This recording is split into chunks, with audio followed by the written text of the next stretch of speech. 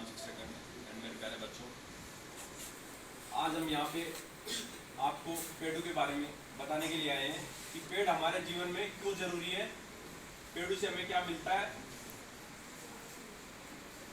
पेड़ हमारे, जैसे आपको साहब ने बताया कि पेड़ हमारे जीवन का आधार है। आधार क्यों है, किस वजह से आधार, पेड़ों को ही क्यों बोला हमने आधार?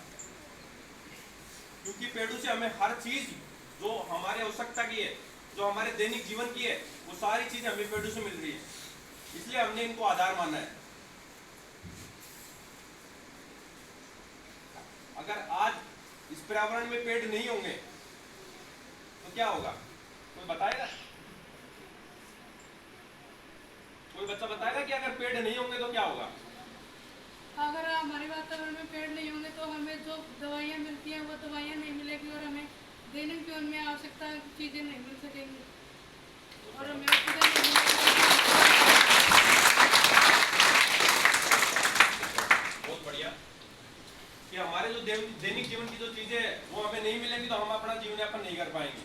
और सबसे बड़ी बात है, जो पेड़ हमें देते हैं, पेड़ हमेशा परोपकार के लिए होते हैं। पेड़ का अगर आपने पेड़ लगाया है, वो 5 साल बाद बड़ा होगा, फल फ्रूट देगा, छाया देगा, ऑक्सीजन देगा, उसमें उसका क्या फायदा है? पेड़ का कोई फायदा नहीं है, वो आपके लिए जी रहा है। पेड़ तो होते ही परोपकार के लिए है।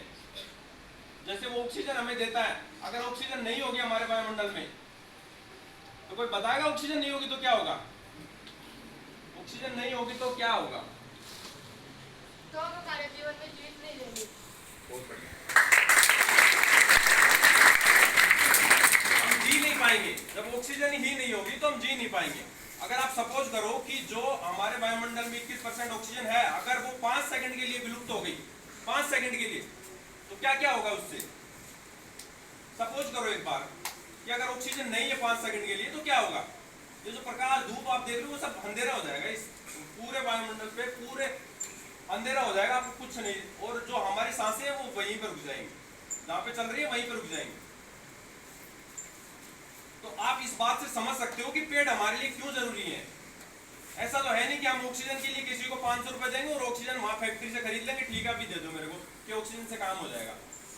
अगर ये 21% ऑक्सीजन खत्म हो जाएगी वायुमंडल से तो हमें जीने के लिए तरस जाएंगे, वहीं पे हमारी जीवन नष्ट हो जाएगा। तो सबसे जो जरूरी चीज है वो ऑक्सीजन हमें मिलती है। हम जो जी रहे हैं, अपना जीवन यापन कर रहे हैं, वो हमें पेड़ों से मिल रहा है। और अगर 21% ऑक्सीजन जो अचानक से गायब हो जाएगा उस टाइम क्या होगा? सबके कान फट जाएंगे, बहरे हो जाएंगे। कैसे बहरे हो जाएंगे? क्योंकि 21% ऑक्सीजन जब एकदम से वायुमंडल से खत्म होगी तो वायुदाब बढ़ जाएगा और वहां पे कान फटना हर किसी का लाजमी है, बहरा हो जाएगा इंसान, सबके सब उसी टाइम। जो भी धातु है वो आपस में ऑटोमेटिक, जो धातुओं के टुकड़े वो जुड़ जाएंगे सारे, जो कंक्रीट के जो मकान का सब तहस नहस हो जाएंगे। तो ऑक्सीजन हमारे लिए क्यों जरूरी है वो आपको पता, आपने पढ़ा भी होगा किताबों में। और हर एक बच्चा आज जाके ऑक्सीजन के बारे में पढ़ेगा कि क्यों जरूरी है, पेड़ पौधे क्यों जरूरी है, कैसे हमें ऑक्सीजन देते हैं, इस चीज के बारे में समझेगा। मैं यही बोलना चाहता हूं कि पेड़ हमारे जीवन में जितने जरूरी हैं वो हर इंसान उस चीज के बारे में समझ नहीं पा रहा, क्योंकि वो हमें मुफ्त में दे रहे हैं। अभी उसके लिए हमें कुछ देना नहीं पड़ रहा है, उनको पैसे नहीं खर्च करने पड़ रहे हैं। जिस दिन हम पैसा खर्च करेंगे तब हमें पता चलेगा कि हाँ, क्योंकि अभी देखा होगा आपने 2 साल पहले जब कोरोना का टाइम था कि ऑक्सीजन के लिए कितने पेशेंट्स मर गए। क्यों मर गए? वो ऑक्सीजन की कमी की वजह से मर गए, नहीं मिली लोगों को, ऑक्सीजन नहीं मिली। एक सिलेंडर जो आज 700-800 रुपए का मिलता है ऑक्सीजन का, वो उस टाइम में 5,000-10,000 में भी नहीं मिल रहा था, 30-30 हजार में भी नहीं मिली। हाँ, तो ऐसी भयानक स्थिति बन गई थी कि लोगों को हॉस्पिटल में जगह नहीं मिल रही थी ऑक्सीजन लेने के लिए। ऑक्सीजन लेने के लिए सिलेंडर मिल नहीं रहा था, लाइजन लगाने पड़ रही थी, किसी को मंत्रियों से बात करवानी पड़ रही थी कि मेरे को ऑक्सीजन चाहिए तब मैं जीऊंगा। तो वो चीज हमने देखी है, उस चीज को हमें समझना है कि ऑक्सीजन हमारे लिए क्यों जरूरी है, ये पेड़ क्यों जरूरी है। हमें बहुत कुछ देते हैं हमारे दैनिक जीवन के लिए। आप जो फल फ्रूट लेते हो मार्केट से, कहां से मिलते हैं? कोई फैक्ट्री में थोड़ी बनते हैं। तो जो पेड़ों से मिलता है तो कम से कम एक पेड़ एक बच्चा लगाएगा। तो आज यहाँ पे अगर 400 बच्चे बैठे हैं तो 400 पेड़ लगाएंगे, और अगर वो बच्चे 400 पेड़ लगाएंगे तो उनके माता पिता, उनके रिलेटिव जो भी हैं, वो उनको देख के 400 की जगह वो 4 गुना लगाएंगे उससे। तो आपका भी ये कर्तव्य बनता है कि जैसे हमारी संस्था जो काम कर रही है पेड़ों के लिए जो काम कर रही है उसमें आपका सहयोग जरूरी है। हम अकेले 10,000 पेड़ भी लगा देंगे तो कुछ नहीं होगा 10,000 पेड़ों से, लेकिन आज जो 10,000 की जगह अगर लाख लग रहे हैं तो लाख पेड़ आप लगाओगे, लाख आप दूसरे लाख लोगों को बताओगे तो ये 2 लाख हो जाएंगे ऑटोमेटिकली, और आप उन 2 लाख को बताओगे तो 4 लाख हो जाएंगे। तो आने वाले टाइम में ये जो 4 लाख है वो 40 लाख भी पहुंच जाएंगे, कोई बड़ी बात नहीं है 40 लाख पहुंचना। तो ये सब आप ये सब करोगे, पेड़ लगाओगे?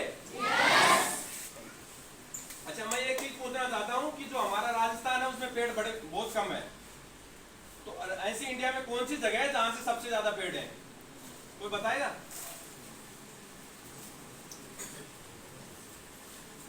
पता है किसी को कौन सी जगह जहां पे सबसे ज्यादा पेड़ है, बारिश सबसे ज्यादा होती है इंडिया में? सबसे ज्यादा बारिश कहां पे होती है?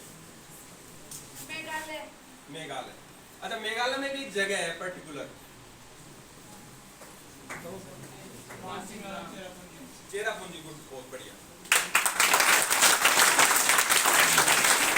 अच्छा, मैं अभी आर्मी में पोस्टेड हूँ, medical as a pharmacist, base hospital Guwahati में। तो गुवाहाटी वहां से ज्यादा दूर नहीं है, 100 किलोमीटर है। अभी मैं पिछले 10 दिन पहले वहां जाके आया था चेरापूंजी। इतनी अच्छी जगह है, मतलब वहां पे इतने झरने हैं, 100 झरने, 150 झरने। वो क्यों है? क्योंकि वहां पेड़ इतने ज्यादा है, और वहां पे लोग जाते हैं घूमने के लिए। क्यों जाते हैं? बस वही चीज देखने के लिए जाते हैं कि झरना देखना है, पेड़ देखना है, वहां की जो प्रकृति है वो देखना है। उसी के लिए लोग वहां जाके, यहाँ से राजस्थान से लोग जाते हैं, 20,000 रुपए खर्च करके आते हैं वहां घूमने के लिए। तो क्यों ना हम यहीं पे तैयार करते हैं वो चीज। वहां पे हमें क्यों जाना है? वहां चेरापूंजी क्यों जाना है? चेरापूंजी हम नीम का दाना कोई बना देंगे,